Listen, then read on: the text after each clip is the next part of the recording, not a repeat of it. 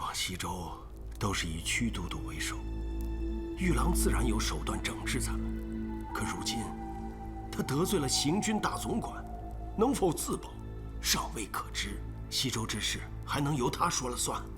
父亲，您的意思可是，这西周各家现在是要联手苏氏父子一道对付屈家？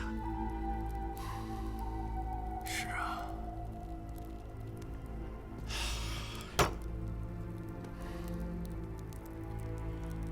俗话说得好，宁得罪君子，莫得罪小人。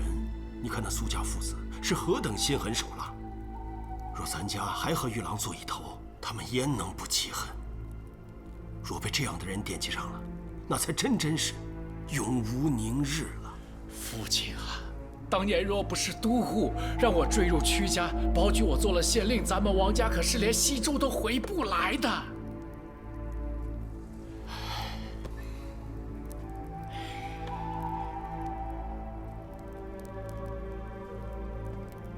父亲，不管别家如何，我王家在此时此刻绝不可做这忘恩负义之事。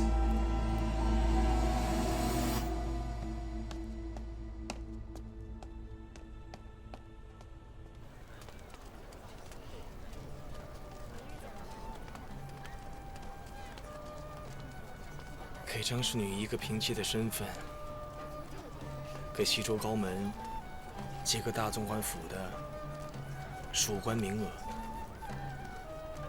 再随口说上几个不去兑现的承诺，就轻轻松松的收买了那么多家族。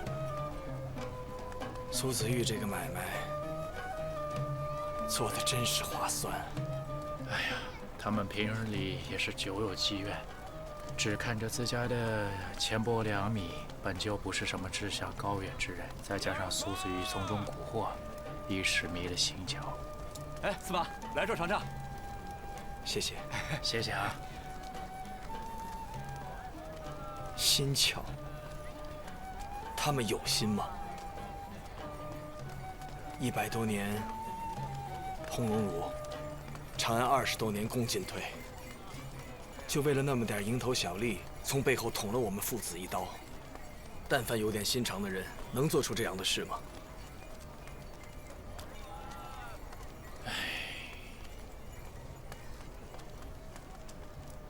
君梦，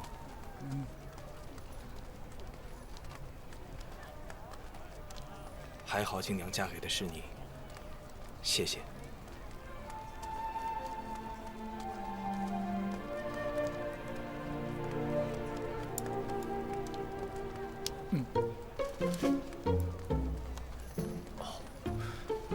莫要误会，我刚才伸手只是觉得此情此景，情不自禁。那你也不能摸我手啊！结缘了，结缘了。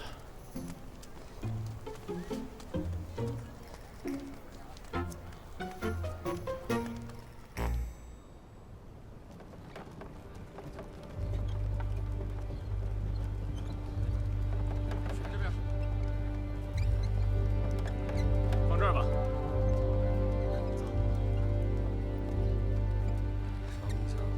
敦煌张家送来500担米粮，齐家送来350担米粮，王家送来400担米粮。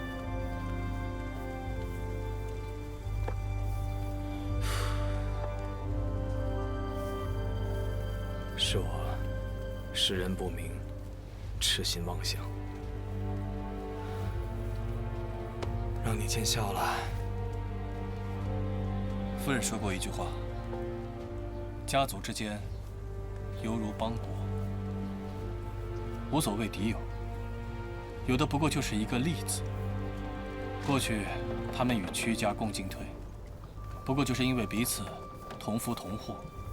如今既然有人把更大的利给他们，那自然就是他们与屈家一刀两断之事。你我都是世家子弟，连这点事情都想不明白吗？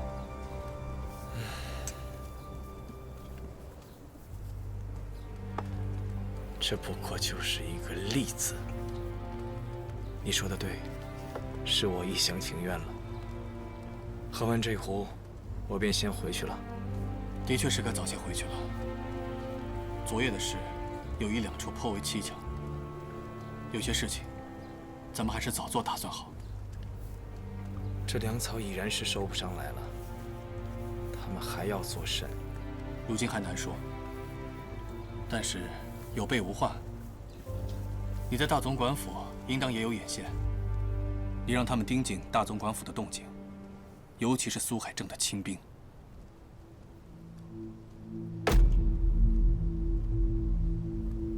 掠地屠城这种丧心病狂的事，他们也不是没有做过。还是少喝一些吧。此事又不是以酒量见胜负的。若是让旁人见了，只会说我们束手无策，借酒消愁。你不要激我啊！此事我已经想明白，此事一了，西周便不会再有官职必出高门之理。从此以后，我也不会让他们再插手什么政务财税。早该如此。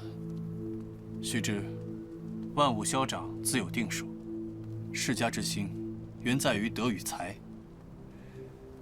若是都如都督这般，无论闲余，将西周上下的职位都留与他们，不论对错，凡事都先想着他们，这才有了这群不思进取、唯利是图的人。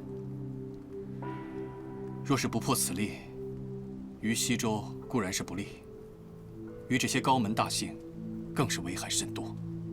无论如何，今后他们是兴是衰均与我无关，我只想让他们记着，凡是负我屈崇玉者，我定当加倍奉还。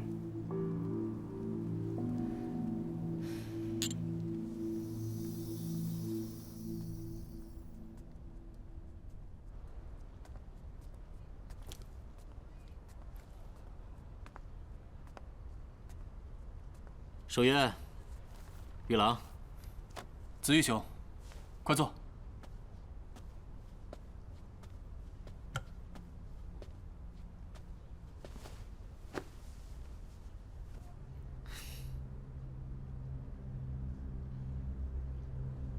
子玉此次前来是想知会二位一声。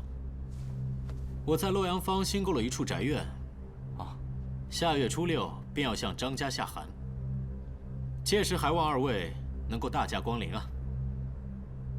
恭喜子玉兄，不知这位张氏女是哪家的张娘子啊？张怀忌参军的堂妹。敏娘，苏公子太有福气了。这敏娘一手好字，一手好茶，一手好琴，在西周很少有女子能够比得过她。她还做了一手好箫笛，我手上那2只至今都没有出现过任何的裂痕。要说她的谈吐文雅，令人望尘莫及。莫说是西周，就连长安的那些贵女，都极少有人能够比得过她。你们西周高门之间来往倒是密切啊！非也非也。张娘子虽然名气大，可又岂是一般人能够轻易见到的？也就是我跟守约运气好些，喝过她煎的茶，又吹过她做的箫笛。子玉兄，真是好福气啊！哎，你说是不是啊，守约？啊？差点忘了，守约还认了这张娘子做义妹，以后这就是你大舅子了。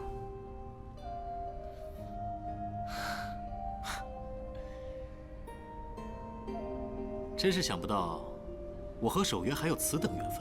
是啊，意料之外啊！我在军中还有要事要忙，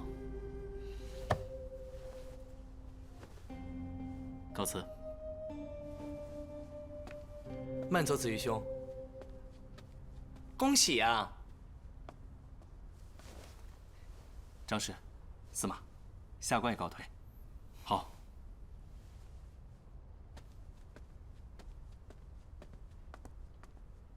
玉郎，啊，你此番行径，那真是非君子所为。你让我在他面前做君子，你还不如让我当个石龟呢。哼，好，你是石龟，你才是石龟呀！对，你说什么都对。我突然想起一件事来，你家的部曲仆从中，精于弓马的有多少人？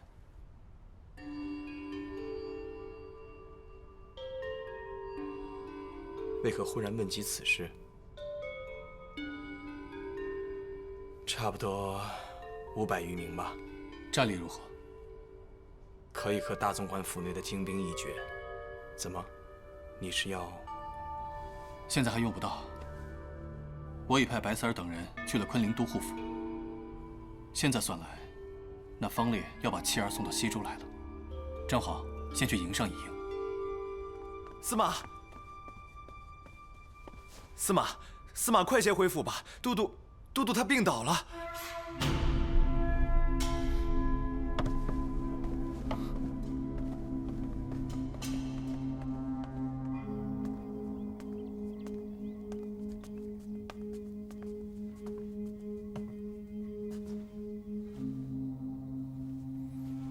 都督可还好？还好。都督吉人自有天相，是谁惹他生气了？还能有谁？自然是那王参军。他方才来邀请家父参加苏子玉的下寒之宴，顺道关怀了一下粮草的事情。我吩咐过下人，外面的事情谁都不许与家父讲。我想，此刻西周的高门没脸来见我家父，自然也不会上门自讨没趣。没想到这位苏公子，真是一刻都等不及呀！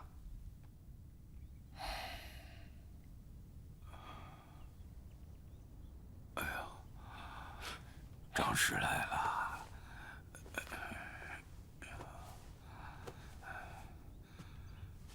张氏来的正好，快帮我劝劝玉郎。我这身子原是不争气了些，一时又没防备，只是现在不是意气用事之时，不然便正中了那苏氏的圈套。都督不必过分担忧，玉郎不过是一时担忧气恼。都督既然无事，玉郎也醒得轻重了。你能看清便好。苏氏正是要逼着咱们和那些人翻脸，最好能跟他们结下生死大仇，你也能让他如意。从明日起，我便换了这药，每日再去都督府坐上半天，处置些杂物。不可，医师说过，你要静养。先撑过这阵子再说。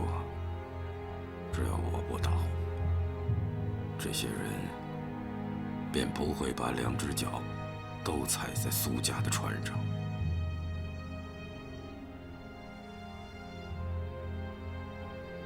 守月啊，哎，上回的事情是老夫不对，私心太重，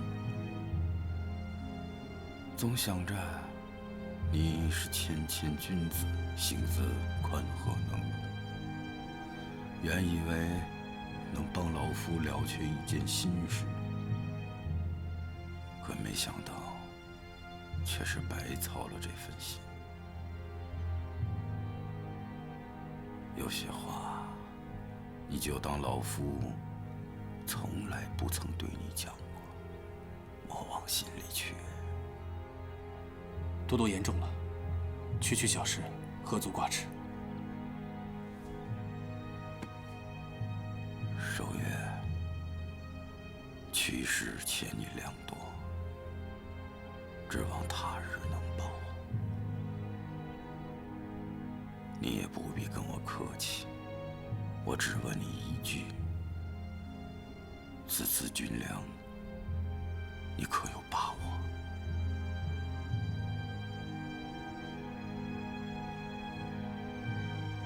都督不必挂心，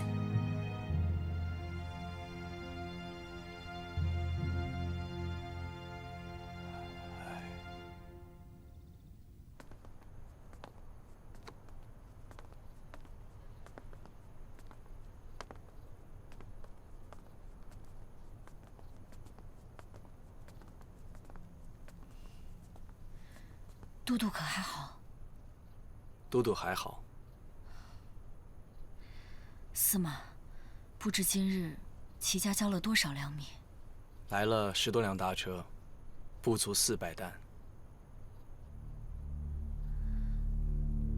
琉璃并非有意冒犯夫人，只是夫人曾说，家族才是女人最大的依靠。琉璃想知道，若有朝一日，西周各大家族为了各自利益弃都督于不顾，弃夫人于不顾，夫人会如何抉择？是选自己的夫君呢，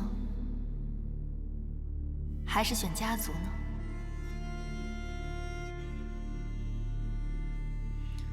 西周几大名门望族，历来受都督庇护，他们又怎会恩将仇报，背弃都督？此事绝无此理。但愿如此。我原该想到的，库迪夫人早就提醒过我，我却执迷至今。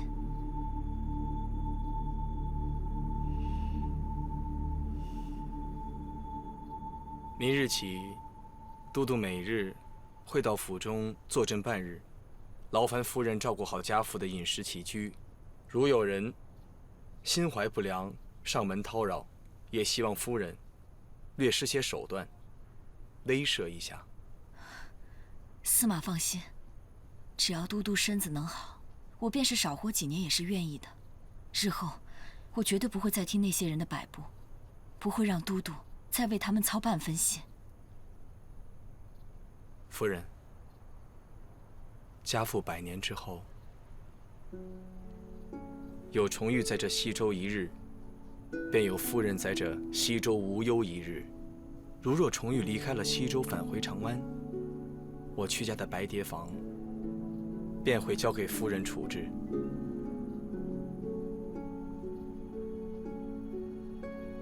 到时留在西周的人手，也会为夫人效命。重遇只关心一件事，就是家父的身子。有劳夫人了。司马请宽心，我虽愚笨，却也看清了，以前愚妇无知，多有得罪之处，还望司马与长史见谅。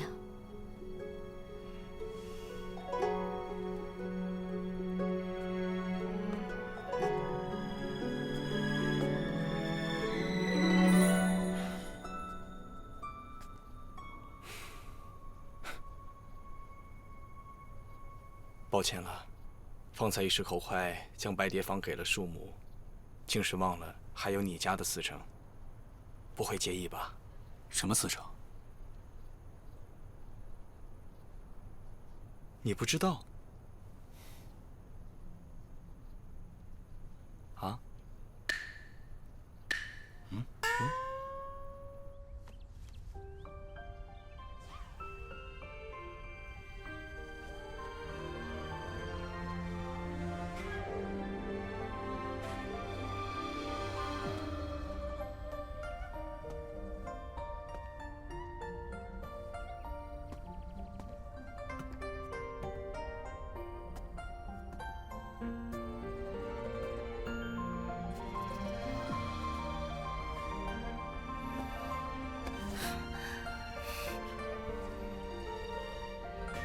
这几日不是杂物正多，今日怎么回来的这般早？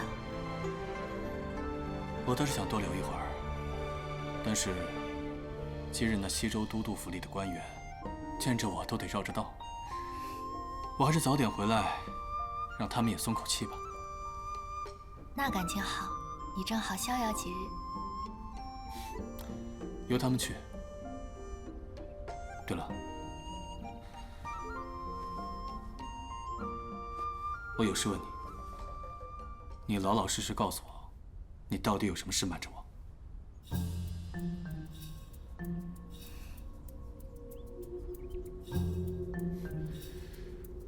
你在打什么坏主意啊？快说，到底什么事？你不是都知道了吗？还来问我？我要你亲口说。我偏不说。小财迷。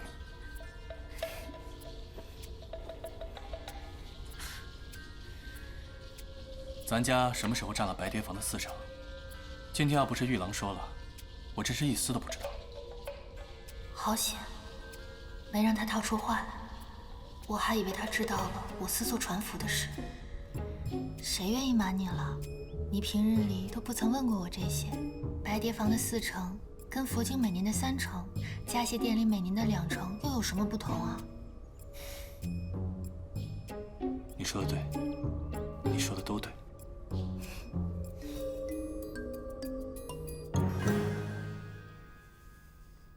这只笛子做的粗糙，公子若是不喜，奴回去重新做一只也无妨。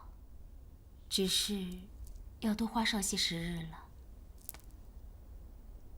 这些年里，我做的箫笛没有100，也有70、80只。这一只，原是做了之后舍不得送人，留了许多年。不知能否合公子心意？他有这般才艺，平日帮人做几根笛子原是寻常。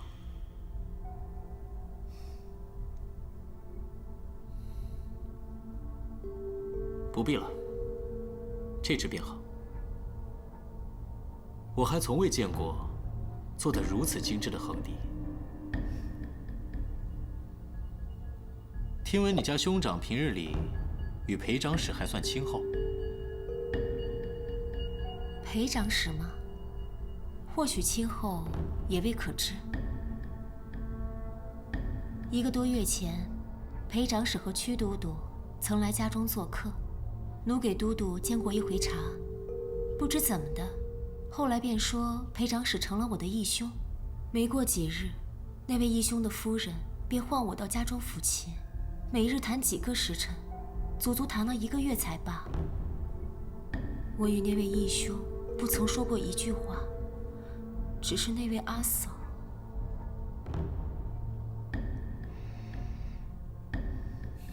你放心，日后你便再不必做这些了。我定会让你过上尊贵的日子。多谢公子垂怜。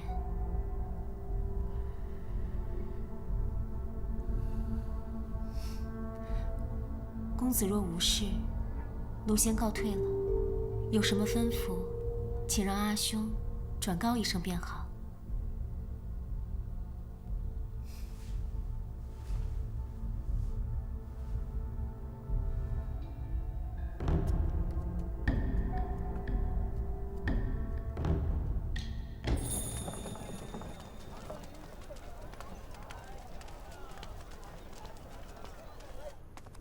来人呐，把这小子拖下去，重责30军棍。走，知道人命啊！都督，走！这小子不是敦煌张氏的后生，怎么被都督重罚了？难道是军粮的事？都督在算旧账？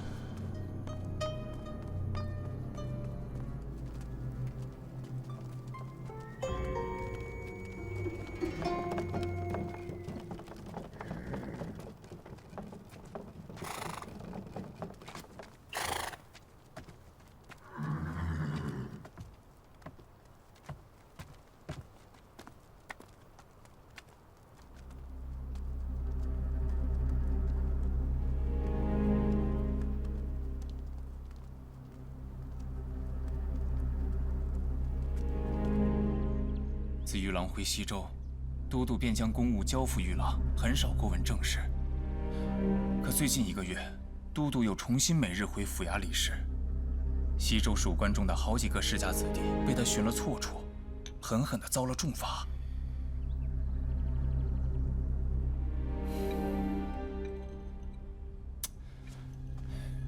若按2位参军所言，这征粮令早就应该发下来了呀。可是如今却是没有一点动静。市方上的米铺大多数，按您的意思，明面关门，私下购米，可仍在坚持着开门那几家，却是存货丰厚啊。若照此下去，西周的高门大姓怕是要耐不住了。其余2州4镇均已收粮完毕，有的州镇已经开始往军仓送粮了。各大羁縻州府也都拿出了粮米。现在差的就是西州这2万担的缺口，始终没有填上。这离11月也不过几日了，裴行俭和屈重玉也该开始收粮了。这个时候等的，就是谁更能沉得住气。但是，下官还发现了一件怪事。何事？按理说，行商早就该闻风而动，囤粮购米了。可如今，大多数行商却不在西州城内。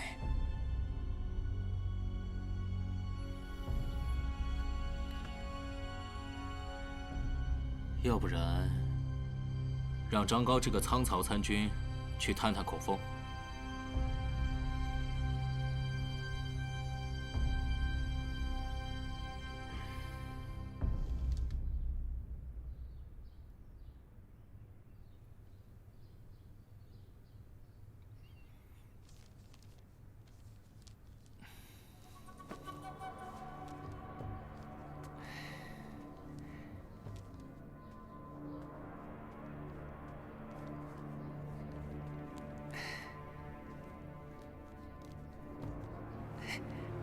张高见过张氏。张参军，请坐。有何事啊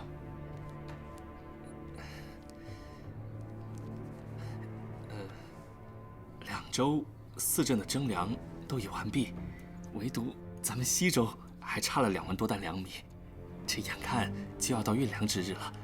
张某身为仓曹参军，自然该为张氏分忧。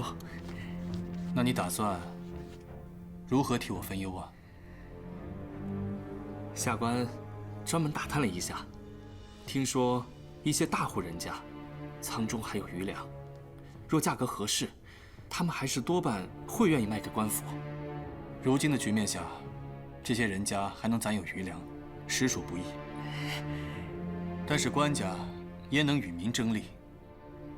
那些余粮，还是让大户人家自己留着慢慢用吧。还有事吗？无事了。下官告退。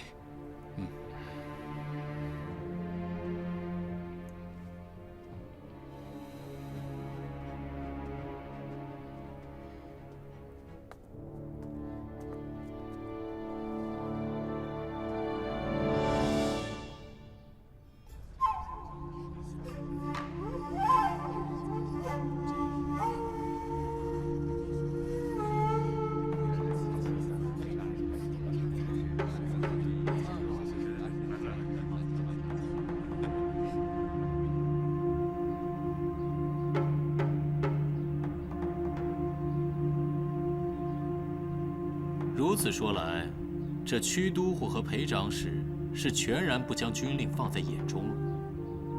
这倒难说，或许都督与裴长史另有安排也未可知。只是裴长史不肯收粮，眼见就是运粮之日了，若因此耽搁了大总管家的事，请容在下问一句，不知大伙儿家中的粮仓还有多少余粮啊？可有3万担？自然有。这1个月又设法高价收了一些，现在眼看是4万有余了。若因此砸在了手里，好得很啊！既然军粮充足，公子自然是不便插手当地的政务。但军粮不足，裴长史也不收粮，公子难不成便不能替大总管分忧了？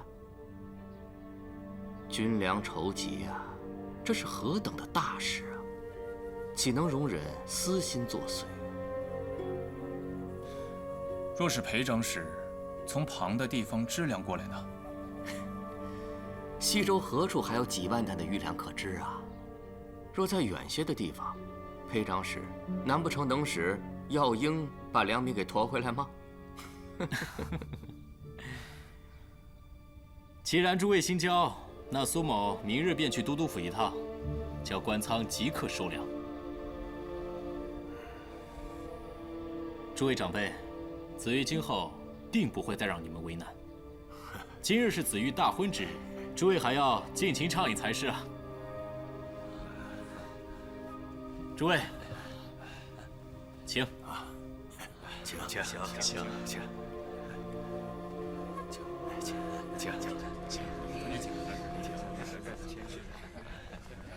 走。启禀公子，屈司马来了。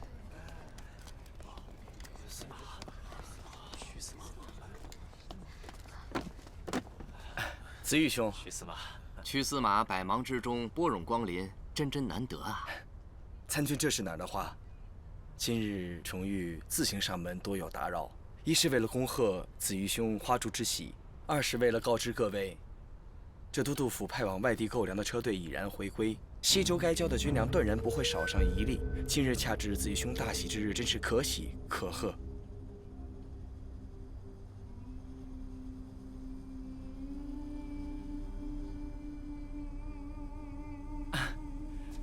重遇今日不请自来，万望勿怪。只是初闻此事，心中欢喜，不忍私藏。今日如此良辰美景，又是双喜临门，各位，请。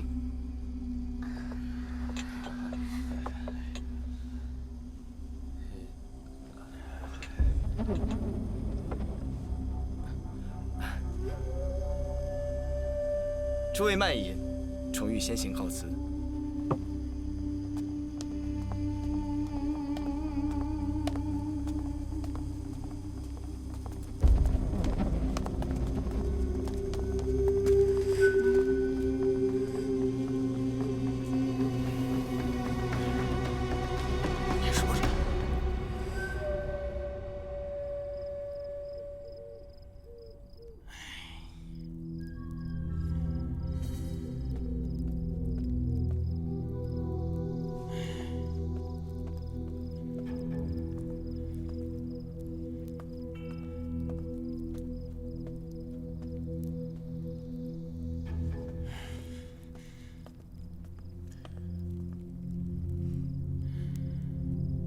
张县知，当日是你口口声声跟大伙儿说，没有咱们的粮米，这西周是无论如何凑不出20万担军粮。都督只有走征粮这一条路，那咱们所存的余粮必能有翻倍之力。如今如何？柳中、天山，还有蒲昌。各个方向是源源不断的有粮车往西周过来呀。看这模样，这些粮车在交完军粮以后，还能给西周剩下2、3万担余粮，也足以应对来年的春荒了。咱们辛辛苦苦存在粮仓里的那些粮米，若是拿出来酿酒，却要交比酒价还高的赋税。若是拿出来发卖，又哪里能卖得出一点价钱呢？哎，小池的确虑事不周，可今日之事，当初谁有想到过呢？诸位叔伯，你们可曾想到过？如今之计，只能请王兄出面了。你家大郎是司马胞妹的夫婿，与司马向来交好。无论如何，你得让你家大郎求求司马，别的咱不管，起码呀，让司马把咱们西周的酒税降下来，那咱们大家也算是有了一条活路啊！是啊，对呀，就是王兄。七兄此言差矣，犬子只不过是一个属官，又能当什么事？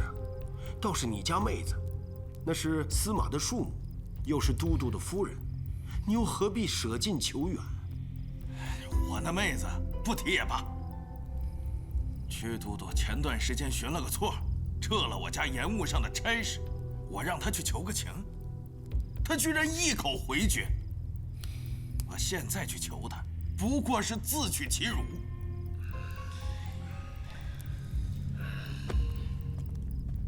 老郎，王参军求见。王参军，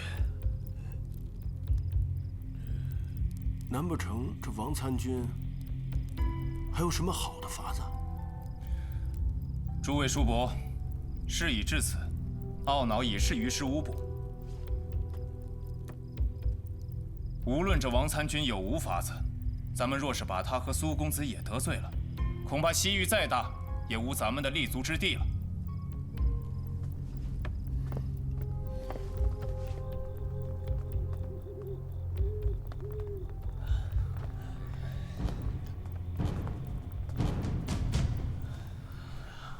真是巧了，在下刚想劳烦张参军请各位族长来此议事，不想诸位却早已在此了。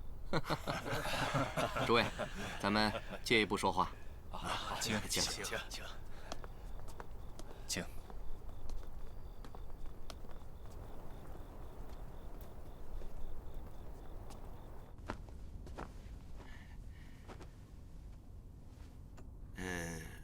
不知王参军找我等有何吩咐啊？族长说笑了，在下哪敢当吩咐二字，乃是苏公子有求于诸位。我等能为公子效力，是我等的福分。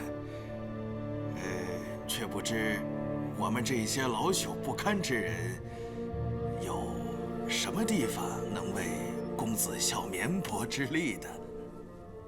多谢族长。想必诸位也知道，这西周的粮米筹集眼看就要完毕了。莫说诸位猝不及防，就是苏公子都感到十分意外。苏公子昨日方才大婚，今日便到府上求见都督，求都督三思。西周的粮食既然还有富裕，那为何要收行商千里迢迢运来的高价粮米呢？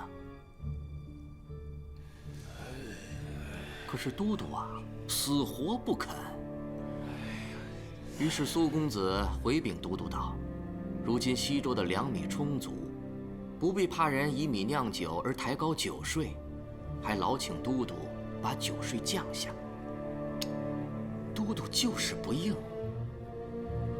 此次之事啊，我知道苏公子有愧于诸位的所托，但苏公子有言：“来日方长嘛。”苏大总管既然奉命统领西域，自然会讨平宵小，令西周无选界之忧。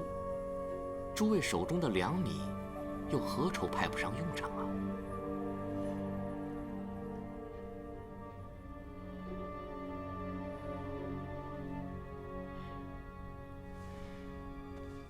多谢大总管体谅，只是不知公子有何差遣，还请参军明示啊。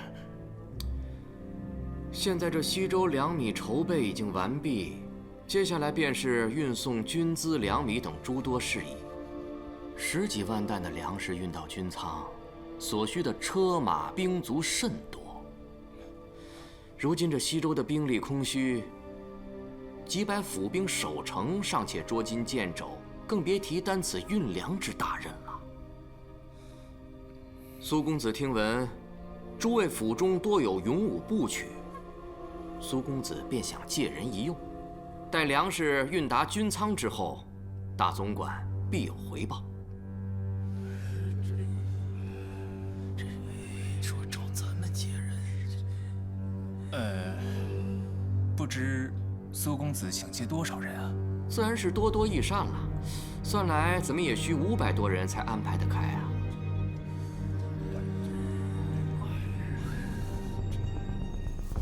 这人数约莫是可以凑得出来。只是这些人都是乌合之众，不堪重用，怕耽误了运粮大事啊。张参军不必多虑，既是借人压粮，便是丢了粮草，难不成还让诸位来赔啊？最多是让都督再补一些粮草罢了。如今西周多的不就是粮草吗？张参军只需让各部曲听从苏公子的安排，苏公子是不会让他们枉自送死的。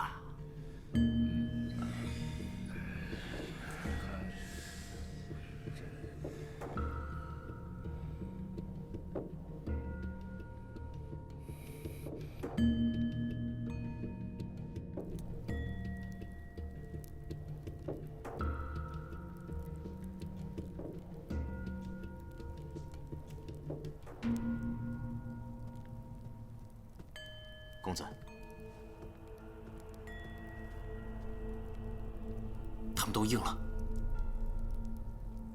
那些人啊，原是颇识时务的。